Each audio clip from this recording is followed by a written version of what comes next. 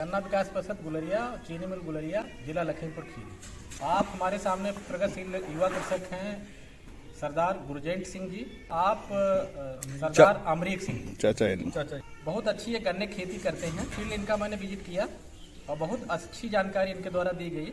विस्तृत जानकारी करूंगा कि कौन कौन सी प्रजातियां ये गन्ने की लगाते हैं, गन्ने की खेती कैसे करते हैं, किस तकनीक से खेती करते हैं, पूरी जानकारी लूंगा। तो ये बताइए गुरजेंट सिंह जी, मैंने बहुत सारे खेत आपके देखे जी सर, और कहीं किसी में चना बोया है, किसी में सरसों बोया है, किसी में मसूर बोया है, तो कई सहफसल भी लेते हैं। ये गन्ना बोने का तरीका है वो ट्रेंच बीज से 3.5 से 4.5 फीट तक। अधिकतर गन्ना मैंने देखा आपका ट्रेंच बीज से ही बोते हैं। ट्रेंच में उपज अच्छी होती है या सामान्य बुआई? अक्सर हमने देखा किसान सामान्य बुआई करते हैं।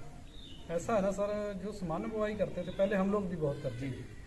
और सामान्य बुआई में जो गन्ना अंदर जब ट्रेलिंग लेता है, जब उसके कल्ले एक पेड़ से लगभग 13-14 होते हैं, तो सामान्य बुआई में उन कल्लों में से 13-14 में से 2-3 कल्ले सही हष्ट पुष्ट चलते थे, बाकी सब सड़ जाते थे क्योंकि वो इतना घना हो जाता है। सामान्य बुआई में, सामान्य बुआई में जब दूरी कम रखते थे, जब यही 2.5-3 के रेजर के से लगने लगे। और जब से ये ट्रेंच विधि आई है और गन्ने की ईल्ड भी बढ़ गई है, और जो गन्ना है वो हष्ट पुष्ट हो गया, और गन्ने की मोटाई भी बढ़ गई है। अभी आपके बहुत सारा फील्ड देख रहा था, तो किसी में आपने चना लगाया, मसूर लगाया, तो 3.5 से 4.5 फीट तक की दूरी है जी। तो ये सहफसल लेने का क्या पहले भी आप सहफसल लेते रहे हैं? पहले भी लेते रहे। अच्छा, क्या तो सामान्य बुआई में सहफसल हो जाती थी? हाँ, सामान्य बुआई में हो जाती थी, लेकिन गन्ने में दिक्कत आती थी, गन्ना ज्यादा घना हो जाता था। तो अब जब दूरी बढ़ा दे, अब कोई दिक्कत नहीं आ रही, अब तो गन्ना भी बढ़िया। अब सहफसल लेना आसान है जब आप ट्रेंच विधि अपना रहे हैं, या पहले जो रेजर से या देसी हल से जुताई? नहीं, अब आ रहे हैं, अब बेस्ट है। तो कितना गन्ना आप बोते हैं? सर हमारा जो परिवार है, वो परिवार के हिसाब से हम 70 एकड़ गन्ना। 70 एकड़ गन्ना। तो 70 एकड़ गन्ना सारा ट्रेंच से ही लगाते हैं? हाँ, ट्रेंच से लगता है पूरा टोटल। तो उसकी दूरी कितनी रखते हैं? दूरी ट्रेंच से जो पहले आता था इनका डबल नाली वाला ट्रेंच आया था, इससे पहले जो अब आया ट्रेंच, वो 2 नाली में 18 इंच नाली से नाली की दूरी और 4 फीट बीच की गैप। तो गुलरिया चीनी मिल ने एक नया दिया है, ये सिंगल बेड नाली वाला, इसमें 3.5 फीट की दूरी है, लेकिन नाली सिंगल।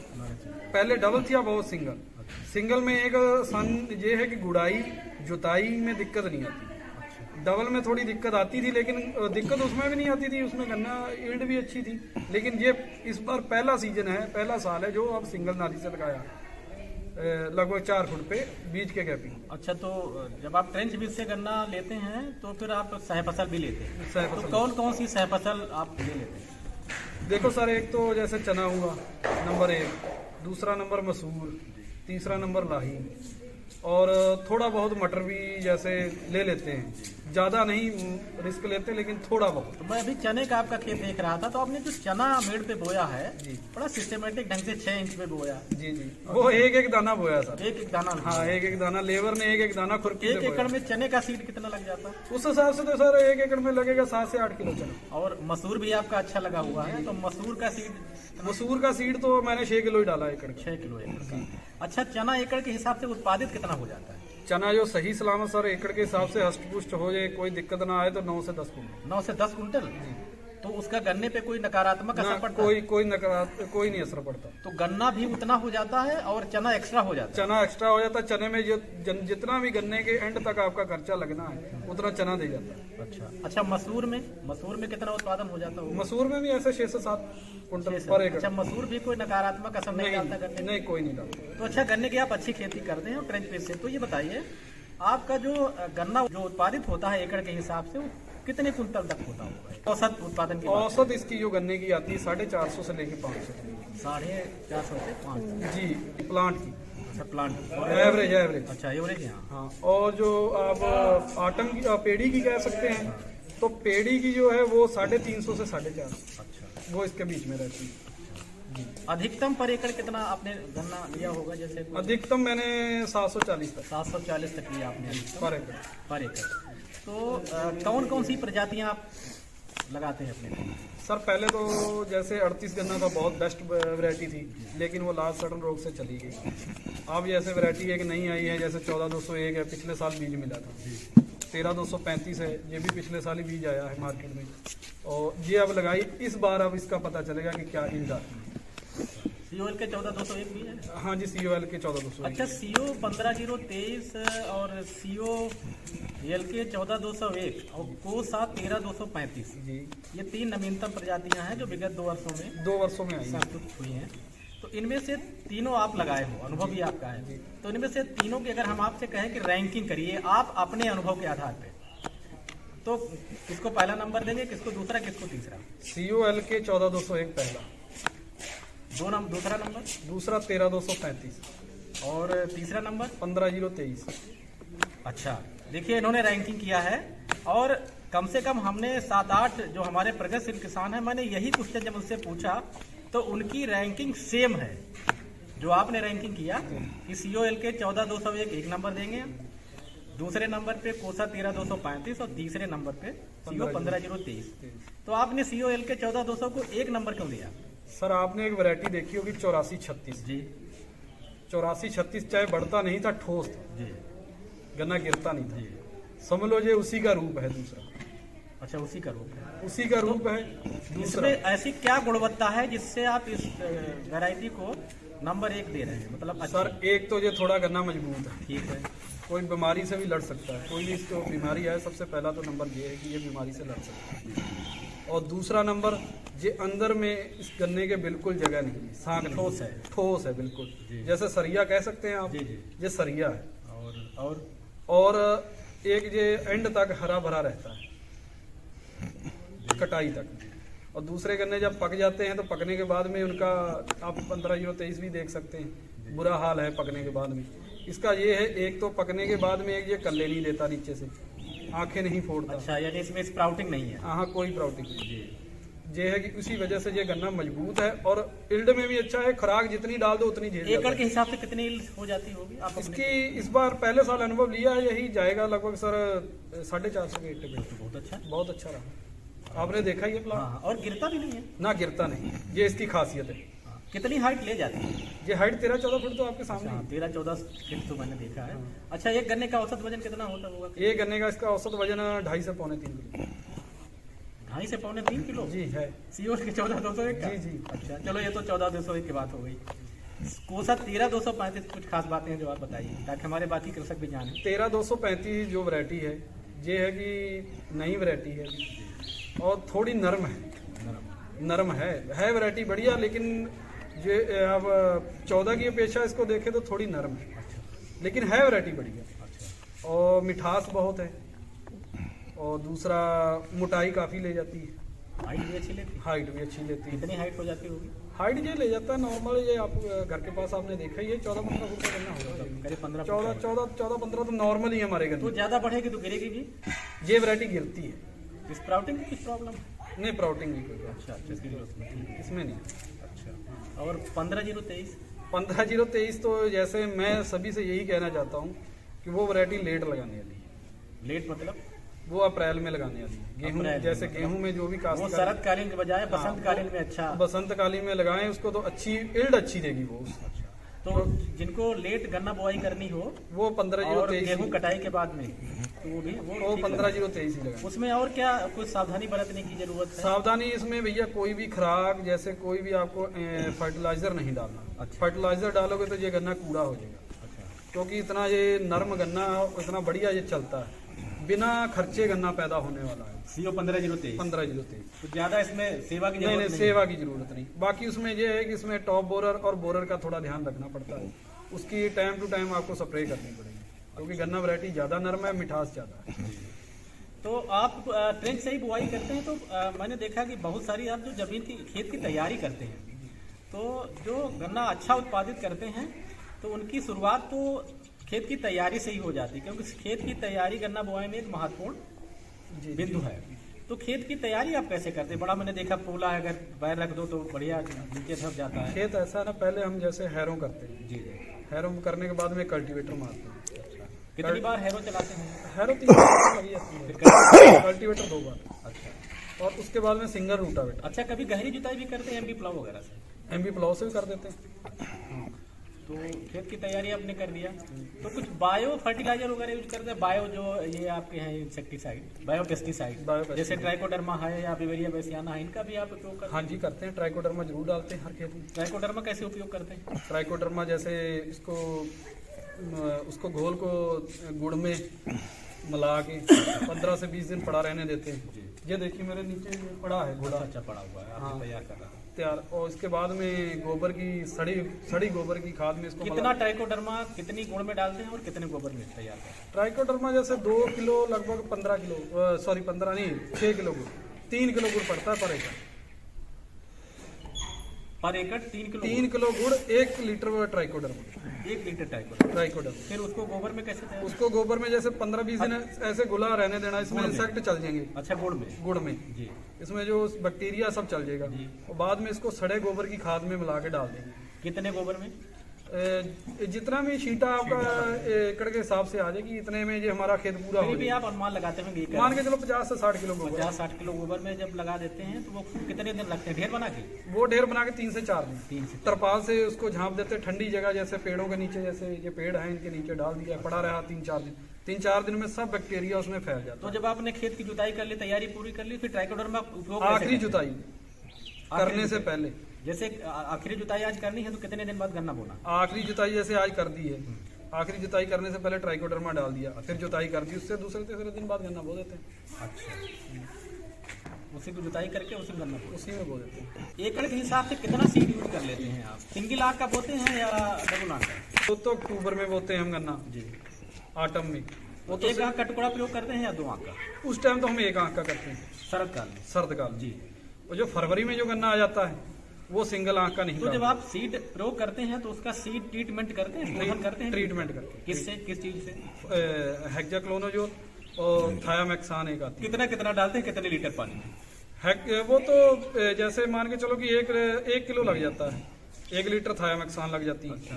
ये 1 एकड़ की। जी, और उसी में जैसे घोल पूरा बना लिया आपने, तो थायोमेक्सान और हेक्जा हेक्सा और कितना इसमें डालते हैं? एमेडा भी, इमिडा भी डालते एमेडा 200 ग्राम। हैं? हेक्जा कितना डालते हैं?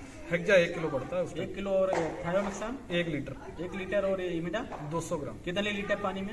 ये जितने आप अंदाजा लगा लो कि जैसे आपको 200 लीटर पानी चाहिए, 200 लीटर में आपका बीज जैसे 8 से 9 कुंटल बीज पड़ता है शोध करके, जो सिंगल बर्ड, आप उस हिसाब से आप अपना एकड़ में 8-9 कुंटल? 8-9 कुंटल। एकड़ में 8-9 कुंटल से ही हो जाता? जी जी हो जाता यहाँ तो किसान 30 कुंटल डाल देते हैं। है सर, हम भी डालते थे।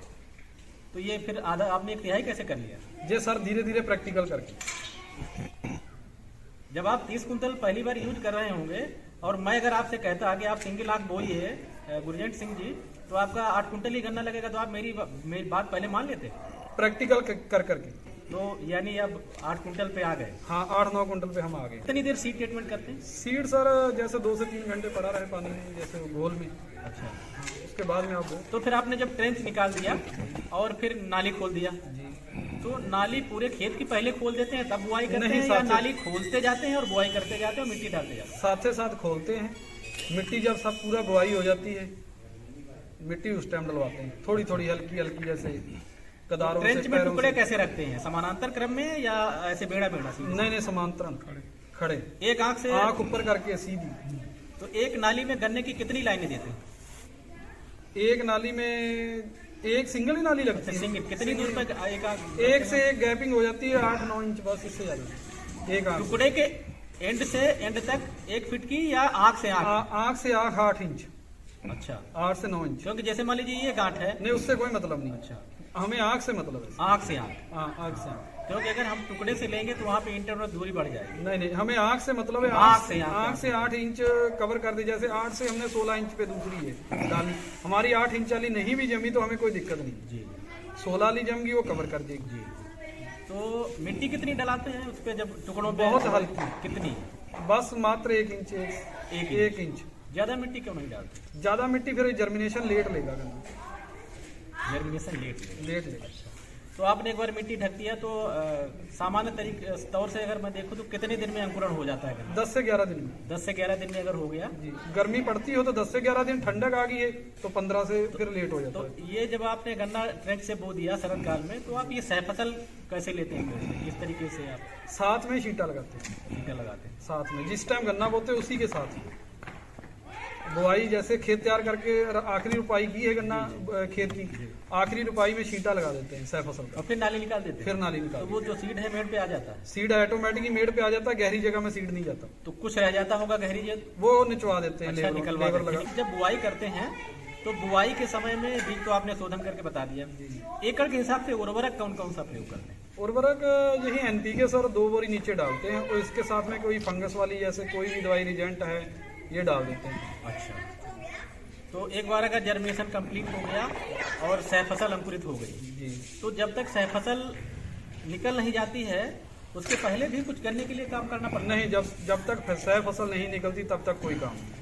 सह फसल जिस टाइम निकल जाएगी उसके बाद में गन्ने का अच्छा, काम जब सह फसल पक के निकल जाएगी तो फिर क्या काम करते हैं उसमें? इसमें फिर सर इसकी गन्ने की सफाई करते हैं पहले तो, जैसे जो सह फसल का जो भी उसका डिंडल है, जो भी कूड़ा है वो सब साफ करके उसको बीच में जुताई कर देते हैं रूटावेटर से, छोटा वाला जैसे रूटावेटर आपने देखा ही है, इसी से जुताई करके उसको बीच में गला देते हैं, फिर पानी चलाते हैं, फिर वो जो सड़ जाता है उसके बाद में जुताई गुड़ाई शुरू हो जाती है। पानी उस समय कुछ उर्वरक देते हैं इंटर कर? हाँ जी देते हैं। सह फसल निकालने के हाँ बाद जी, कितना एनपीके देते हैं कितना? एक बोरी।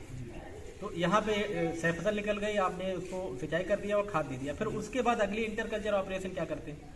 उसके बाद में जैसे पानी गुड़ाई शुरू होगी इसकी गन्ने की, धीरे धीरे जब ये गन्ना तैयार होता है, जैसे कोई हमें स्प्रे की जरूरत पड़ेगी, जैसे कोराजन भी करनी पड़ जाती है कि सूंडी के लिए, अर्ली सूट बोरा। हाँ बोरर के लिए। फिर जब ये तैयार होता है फिर मई जून में अच्छा, शरदकालीन जब गन्ना मान लीजिए हमने 15 अक्टूबर को बोया है, तो सामान्य रूप से उसकी टिलरिंग कब तक कंप्लीट हो जाती है? इसकी टिलरिंग हो जाती मार्च तक complete। मार्च तक। तो फिर क्या करते हैं? मई में अभी बताने वाले थे। मई में फिर इसको सफाई करके इसकी मिट्टी की तैयारी करनी शुरू कर देते हैं, मिट्टी चढ़ाने की। मिट्टी चढ़ाने की। यदि ट्रैक्टर से नहीं चढ़ती है, गन्ना ज्यादा बढ़ गया तो फड़ुओं से लेबर लगा के। तो मिट्टी जब चढ़ाते हैं उसके पहले नालियों में कुछ नालियों में उर्वरक डालते हैं, 1 बोरी पोटास की, 1 एनपीके की। अच्छा, पोटास जो रेड वाली आती फिर है, मिट्टी आप चढ़ा देते हैं? फिर मिट्टी चढ़ा देते हैं। तो मिट्टी 2 चढ़ाते हैं? नहीं, 2 मिट्टी चढ़ती है। एक बार उर्वरक को ढक दिया, एक बार और फिर उसके कितने दिन बाद अगली मिट्टी? उसके बाद जैसे जब देखते हैं कि बरसात अब काफी होने लगी, शुरू हो गया कि अब गन्ना गिरने का दिक्कत आ रही है, तो उस टाइम डालते हैं। तो मिट्टी अगर आपने चढ़ाई कंप्लीट कर ली, उसके बाद जो है आप वो बंधाई की तैयारी करते होंगे? बंधाई की तैयारी ये मान के चलो कि जुलाई के लास्ट में होती है। शरदकालीन जो गन्ना बोया उसकी जुलाई के फर्स्ट वीक में बंधाई शुरू उसकी तो मई के लास्ट में, जून के लास्ट में होनी शुरू अच्छा, जो हो शरदकालीन की। और जो अपना फरवरी वाला है, हाँ। इसकी होती है जाके सितंबर में। तो कितनी बंधाई कर लेते हैं आप? सब 3 हो जाती है। 3 बंधाई कर लेते हैं। एक बंधाई से दूसरी बंधाई में कितना अंतर रखते हैं? 10 से 15 दिन। कैसे करते हैं बंधाई? हम रस्सी से करते हैं सर, प्लास्टिक की रस्सी से। नहीं, रस्सी तीसरी बंधाई में यूज होती है या दूसरी में? पहली से ही। अच्छा, पहली से ही। बाद में ऐसा ना, जब लास्ट वाली बंधाई करते हैं नीचे वाली रस्सियां सब काट देते हैं। अच्छा, यानी जो बढ़ता जाएगा नीचे नीचे वाली रस्सी सब कट जाएंगी, ऊपर वाली रह जाएगी एक। तो एक बार अपने आप बंधाई कंप्लीट कर दी तो वो गन्ने की सारी प्रक्रिया पूरी हो गई, उसके बाद भी कुछ इंसेक्टिसाइड हाँ जी करते हैं? आ जाते हैं। ये सितंबर के महीने में बोरर का अटैक बहुत होता है, और उसी वजह से फिर एक मोनोक्रोटोफोस डालनी पड़ती है। कितना डाल देते हैं? वो पर एकड़ 1 लीटर। उसके साथ हेक्जा फंगस की भी दिक्कत होती है हेक्जा सितंबर। कितना डाल देते हैं? हेक्जा 400 ग्राम पर एकड़ स्प्रे में। अच्छा, और साथ में कितने पानी में? अमीडा क्लोराइड भी डालते अच्छा, अमीडा भी हैं डालते हैं। 200 ग्राम। पानी 300 से 350 लीटर। कितनी टंकी पानी लग जाता है 1 एकड़ में? जैसे 1000 लीटर का टैंक है तो 3 एकड़ में लगता है ट्रैक्टर वाला, और छोटे टैंक है जैसे 15 लीटर वाले हैं, वो 15 से 20 टैंक लगते हैं। 300 लीटर पानी। हाँ, 300 लीटर। तो इसके बाद ये प्रक्रिया कंप्लीट हो गई, अब आप कटाई की फिर कटाई की फिर कोई दिक्कत नहीं आती। अच्छा, ये बताइए, हम बहुत सारे हमने देखा किसान बहुत सारा कहते हैं कि जब शरदकालीन गन्ना बो रहे हैं तो चलिए हम सीड कहीं रैटून का ले लेते हैं या आटम का ले लेते हैं। तो रैटून का सीड यूज करना चाहिए सीड में? नहीं, ऐसा कुछ नहीं है सर, हम तो रटून का नहीं डालते, हम तो आटम वाला डाल देते हैं। सबसे बेस्ट सीड अगर की क्वालिटी क्या होनी चाहिए कि हमको अगर सितंबर अक्टूबर में गन्ना बोना है तो कितना पुराना सीड होना चाहिए जिससे अंकुरण बढ़िया हो? कम से कम सीड 10 महीने का होना चाहिए। इससे कम ऐसा नहीं हो सकता कि बसंत कालीन में जो हम फरवरी मार्च में गन्ना बोए वो शरद में यूज कर लें, हो सकता है, कोई दिक्कत नहीं। क्योंकि वो कच्चा गन्ना भी रहेगा और उसका अंकुरण भी अच्छा होगा।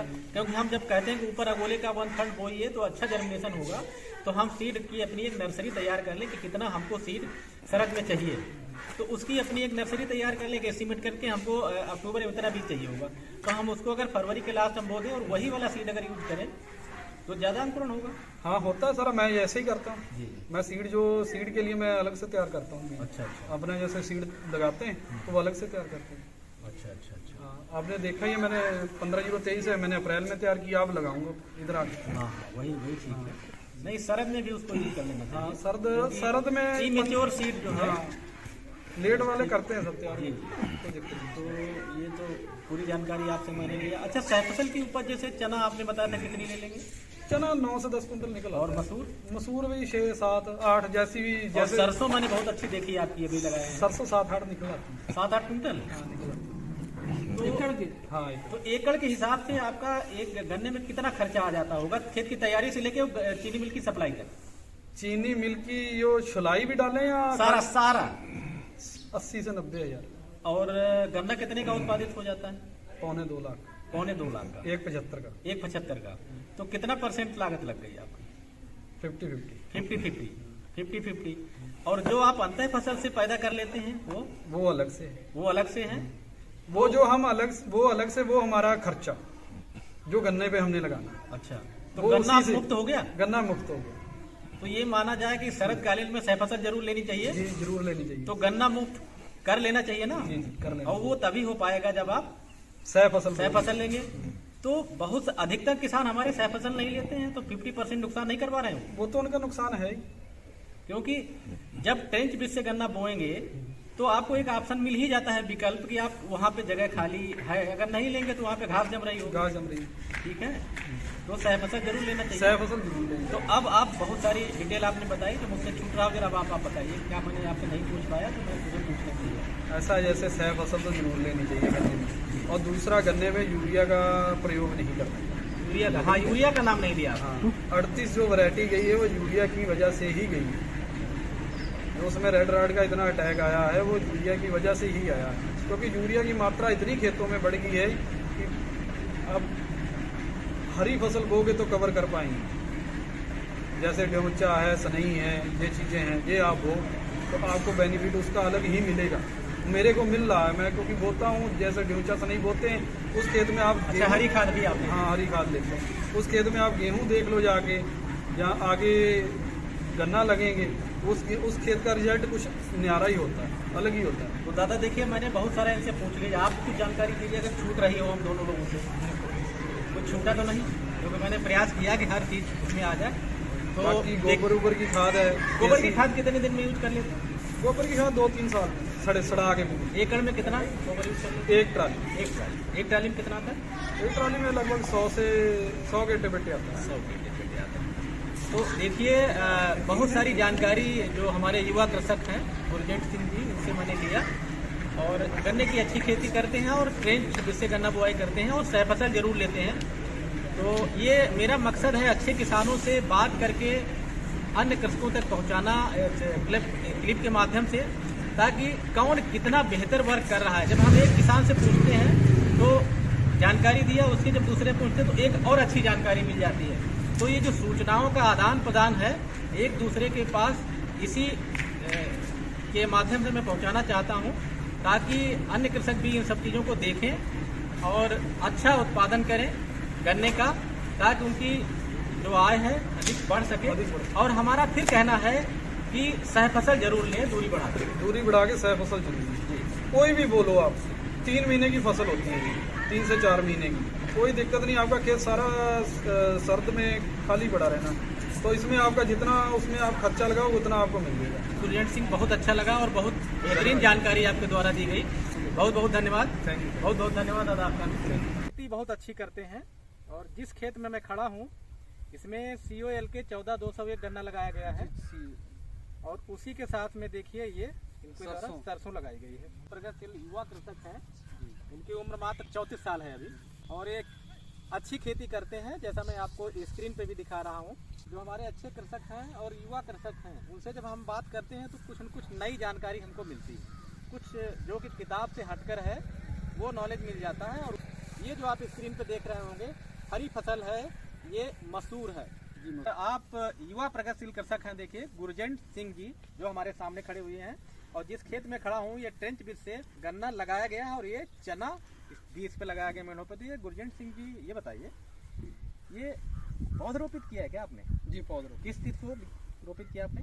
जी सर 9 नवंबर को। 9 नवंबर को। और फिर चना कब लगाया आपने? जी 25 नवंबर को। 25 नवंबर को लगाया। कौन सी गन्ना प्रजाति है ये? 13-235। ये नाली से नाली की दूरी कितनी है? 3.5 फीट। और पौध से पौध की दूरी कितनी रखी? 1.5 फीट। स्क्रीन पे आपको जो गन्ना दिखा रहा हूँ ये CO 15023 अर्ली गन्ना प्रजाति है। पेड़ की टिलरिंग दिखाना चाह रहा हूँ स्क्रीन, बहुत जबरदस्त टिलरिंग है, ये देखिए नवीन गन्ना प्रजाति है। तो इस गन्ने के बारे में देखिए किसान भाई देखें कि इसमें कितनी अच्छी टिलरिंग हो सकती है। ये देखिए मैं आपको दिखाना चाह रहा हूँ। और ये प्रगतिशील कृषक हैं, देख गुरजेंट सिंह जी। सर 15023 एक ऐसी वैरायटी आई है जो करनाल की वैरायटी है। इसकी टिलरिंग के मुकाबले कोई गन्ना नहीं इसको पा पाएगा। अच्छा। टिलरिंग इसकी एक पेड़ की मैंने खुद देखी है अपने तैयार करके, 16 कल्ले। अच्छा। 16 से 17 कल्ले नॉर्मल। वो तो मैं देख रहा हूँ। इसमें गिनिए कितने किले हैं? 1 2 3 4 5 6 7 8 9 10 11 12 13 14 15 16 17 18 19 कल्ले हैं सर, एक ही जड़। एक ही जड़ में 19 किले 19 निकले। कल्ले। तो काफी अच्छी इसमें टिलरिंग है। बहुत अच्छी है टिलरिंग। देखिए ये COL के 14201 है और इसकी रेटून भी आप देख लीजिए, बहुत अच्छी इसमें देखिए खाब है। 13-14 कल्ले जो निकल रहे हैं, देखिए पौध लगाई थी। हाँ पौध ही लगाई थी, सिंगल पौध। अच्छा, उस पौध में कितने किले निकले होंगे? उस पौध में कम से कम एक पौध में इसमें टिलरिंग के मामले में 13-14 कल्ले थे। ये 13235 वैरायटी जो है ये मैंने पिछले साल नवंबर में रोपाई की थी इसकी पौधे की। सिंगल बढ़िया रहा गन्ना, 13235 का बहुत बढ़िया रिस्पॉन्स आया।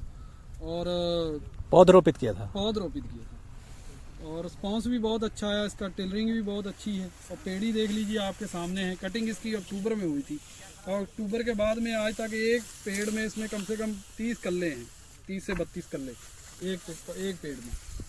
और 14-15 अक्टूबर के बीच में कटिंग हुई है। और बाद में मैंने कटिंग करवा के ऊपर मिट्टी चढ़ा दी थी। मिट्टी चढ़ाने में ये है कि जितना भी नीचे का गन्ना सब जमा है।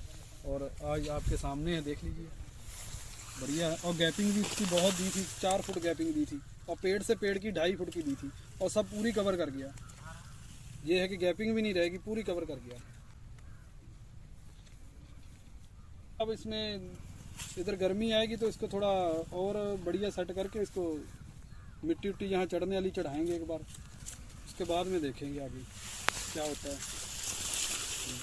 ये है कि NPK ही डालो गन्ने में, यूरिया ना डालो। यूरिया केमिकल तो बिल्कुल छोड़ दो कोई भी।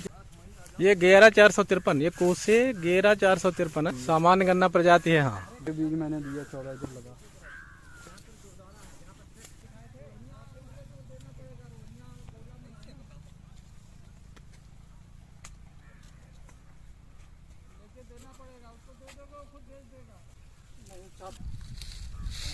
हाइट ये अभी और ले जाता है।